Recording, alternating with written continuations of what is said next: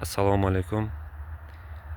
Biz hozir Samarqand viloyati Samarqand tumani Yangiariq mahalla hududida joylashgan 561 hamda 901 konturlardamiz. Bu yerlarimizga aprel oyida Xalq banki tomonidan asoslantirilib, bugungi kunda karam ekilgan bo'lib,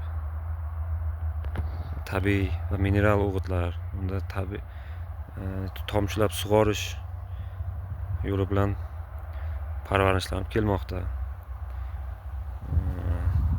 Yerimizning umumiy maydoni 10 gektardan iborat bo'lib, jami kutilayotgan hosil 300 tonnagacha bo'lishi kutilmoqda. Karamlarimiz yaxshi parvarishlab kelinyapti.